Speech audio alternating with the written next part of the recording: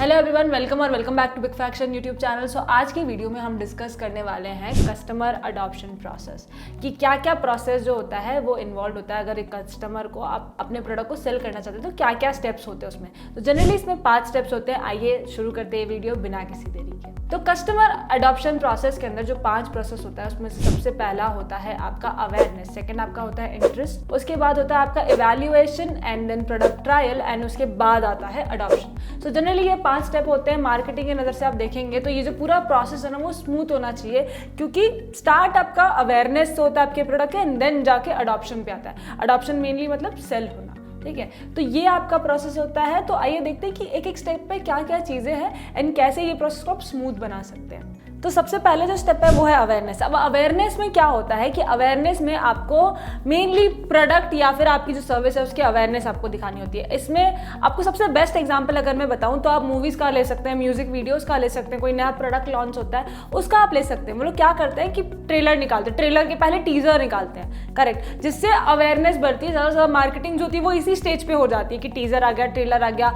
उसमें जो यूएसपी है, मान लीजिए किसी बड़े डायरेक्टर या कोई बहुत बड़ा एक्टर है, ठीक है, तो ये सारी चीज़ें वो लोग इन्वॉल्व करके इन टीजर्स एंड ट्रेलर्स में दिखाते हैं, जहाँ पे अवेयरनेस वो क्रिएट करते हैं मार्केटिंग के फर्स्ट स्टेप में, करेक्ट। तो आपको एक तरीके से यहाँ पे ना जो फर्स्ट फीडबैक होता है वो यहीं पे मिल जाता है, ठीक है। तो सेकंड जो होता है आपका वो होता है इंटरेस्ट। अब इस स्टेज में क्या होता है, इंटरेस्ट के स्टेज में मेनली कि हमने अवेयरनेस तो बना दिया, अब इसको ना हम एक कार लॉन्च के इवेंट से या फिर आप एप्पल का ही बोल लीजिए कि वहाँ के लॉन्च इवेंट से इसको समझने का ट्राई करते हैं, ठीक है।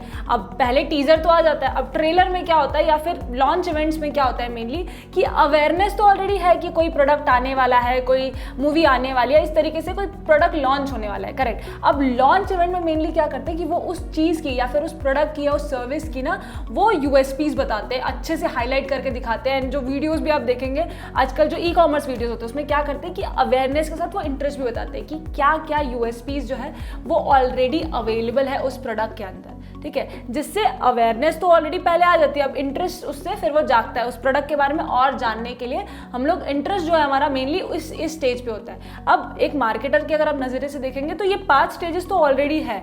अब आप किस स्टेज पे किसको कितना होल्ड कर पाते हैं, अपने कंज्यूमर को कितना होल्ड कर पाते हैं एंड कैसे उसका ज़्यादा फायदा उठा पाते हैं, यही है मेन टॉपिक इस वीडियो का कि ये स्टेजेस है। अब आपको कहाँ से कैसे कितना अटेंशन ग्रैब करना है एंड कहाँ से कितना सेल या कन्वर्जन करना है वो आपके ऊपर है as a marketer.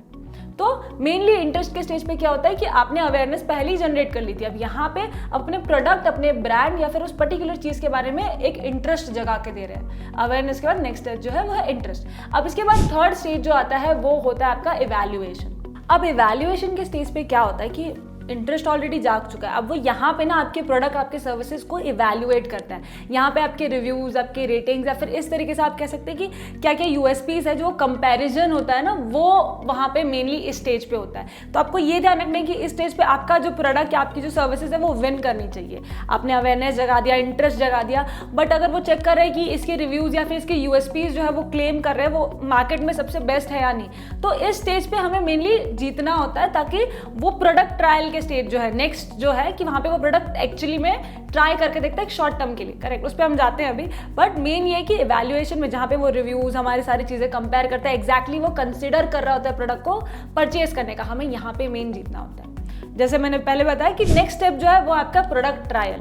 Product trial के स्टेज पे क्या होता है कि कभी भी आप एक कंज्यूमर को अगर देखेंगे, उनके बिहेवियर को अगर आप नोटिस करेंगे तो वो सारी आपकी सर्विसेज एक साथ नहीं ले लेते, करेक्ट। वो आपके एक प्रोडक्ट से या फिर एक सर्विस से स्टार्ट करते हैं। जैसे एक ट्रायल हो सकता है, एक वर्कशॉप हो सकता है, कोई कम अमाउंट वाला सर्विस हो सकता है जहाँ पे वो आपका रिस्पॉन्स या आपका जो यूएसपीज है आपके प्रोडक्ट को वो ट्राई करके देखते हैं छोटे टाइम के लिए या फिर एक लिमिटेड टाइम के लिए। वो ट्राई करके पहले देखते हैं कि क्या वो वर्थ होगा। एंड ये स्टेज पे अगर हम विन हो जाते हैं तो उसके बाद आता है अडॉप्शन का स्टेज, जहाँ पे मेनली आपका जो मेन कंज्यूमर जो है वो आ जाता है, ठीक है। अब ये जो एक फनल जैसा आप इसको कर सकते हैं कि जहाँ पे धीरे धीरे वहाँ पे लोग कम होते जाते हैं, बट इस तरीके से जनरली ये 5 स्टेजेस में आप समझ सकते हैं कि वर्क होता है। जो कंज्यूमर का अडॉप्शन जो है वो इन स्टेजेस में होता है कि पहले अवेयरनेस जनरेट होता है, फिर इंटरेस्ट आता है, फिर उसके बाद जो है इंटरेस्ट के इवैल्यूएशन का स्टेज आता है, इवैल्यूएशन के बाद जो है प्रोडक्ट ट्रायल आता है, देन जाके वहाँ पे अडॉप्शन होता है। अभी काफ़ी एक सिंपल सा है, बस आपको एज ए मार्केटर यहाँ पे ये ध्यान रखना है कि आप एक स्टेज पे या फिर एक स्टेज पे किस तरीके से मार्केटिंग कर रहे हैं, कैसे अपने कंज्यूमर को होल्ड कर रहे हैं एंड कैसे आप उसको नेक्स्ट स्टेज पर लेकर आ रहे हैं।